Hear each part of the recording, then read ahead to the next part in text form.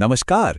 यहाँ हम अक्सर बड़े और मुश्किल सवालों को आसान बनाते हैं और आज आज हम शायद सबसे बड़े सवाल का सामना करने वाले हैं कि आखिर हम इंसान आए कहाँ से। ये एक बहुत ही आम सोच है ना? स्कूलों में भी पढ़ा है, तस्वीरों में भी देखा है। लेकिन असली कहानी इससे कहीं ज्यादा उलझी हुई और मजेदार है। तो सवाल ये है कि अगर हम बंदरों से नहीं आए तो हमारी कहानी की पहली कड़ी क्या है। इस रहस्य को सुलझाने के लिए हमें एक टाइम मशीन में बैठना होगा और बहुत बहुत पीछे जाना होगा, एक ऐसे समय में जब इस धरती पर कोई इंसान था ही नहीं। तो चलिए अपनी जांच पड़ताल शुरू करते हैं। हमारी कहानी की शुरुआत होती है आज से लगभग 6.5 करोड़ साल पहले। तब की दुनिया बिल्कुल अलग थी। एक ऐसी पृथ्वी जिस पर 15 करोड़ सालों से विशाल और खतरनाक डायनासोर का राज था। और फिर एक बहुत बड़ा उल्कापिंड, एक एस्ट्रॉयड सीधा पृथ्वी से आकर टकराया।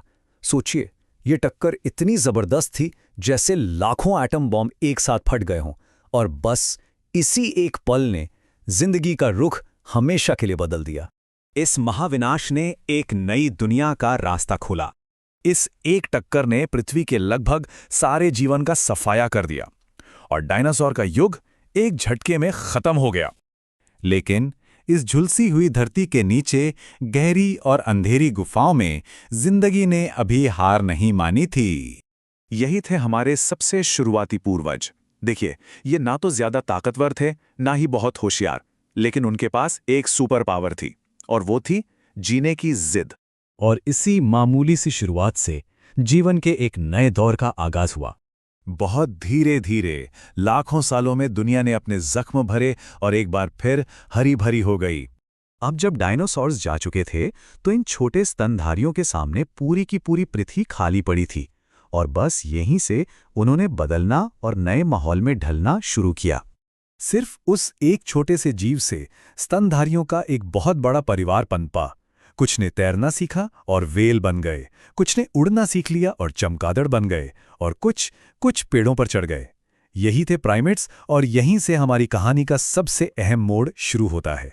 आज से करीबन 5.5 करोड़ साल पहले अफ्रीका और एशिया के जंगलों में हमारे इन दूर के प्राइमेट पूर्वजों ने अपना सफर शुरू किया था। लेकिन सवाल ये है कि पेड़ों पर चढ़ने वाले प्राइमेट से हम 2 पैरों पर चलने वाले इंसान तक कैसे पहुंचे? दर्शकों तक इस पहेली का एक बहुत जरूरी हिस्सा गायब था। और फिर इस तारीख को इथियोपिया के तपते रेगिस्तान में एक ऐसी खोज हुई जिसने इंसानी इतिहास को हमेशा के लिए बदल दिया। उस खुदाई में काम कर रहे एक सहायक ने जोर से आवाज लगाई। उसने रेत में कुछ बहुत ही अजीब देखा था। उन्हें जो मिला वो एक महिला होमिनिन का 40% सही सलामत कंकाल था। उनके कैंप में उस वक्त बीटल्स का एक गाना बज रहा था, और उसी गाने के नाम पर इस कंकाल को नाम दिया गया लूसी।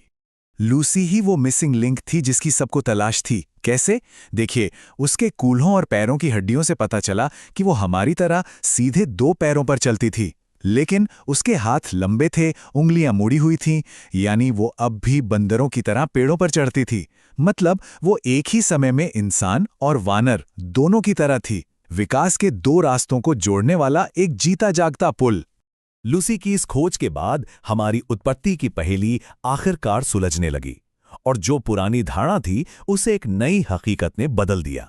तो सबसे जरूरी बात जो समझने वाली है वो ये है, हम आज के बंदरों से विकसित नहीं हुए हैं, बल्कि सच्चाई ये है कि लाखों साल पहले कोई एक कॉमन पूर्वज था, और उसी से 2 अलग-अलग शाखाएं निकली।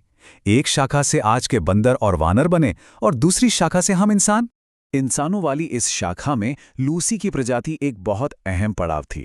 उसी से आगे चलकर होमो हैबिलिस विकसित हुए, जिन्होंने सबसे पहले पत्थर के औजार बनाए, और फिर आखिरकार लगभग 3 लाख साल पहले हमारी अपनी प्रजाति होमो सेपियंस अफ्रीका में सामने आई। और हमारी सबसे बड़ी पहचान सिर्फ 2 पैरों पर चलना नहीं, बल्कि हमारा बड़ा और रचनात्मक दिमाग बना। यही हमारी प्रजाति की असली सुपर पावर थी। तो ये तो पता चल गया कि हम आए कहां से, लेकिन असली सवाल तो ये है कि वो कौन सी चिंगारी थी जिसने हमें सही मायनों में इंसान बनाया? वो क्या था जिसने हमें सिर्फ 2 पैरों पर चलने वाले एक जीव से कला, समाज और टेक्नोलॉजी बनाने वाली एक प्रजाति में बदल दिया? खैर, ये सफर हमारी इस अविश्वसनीय कहानी का अगला अध्याय है।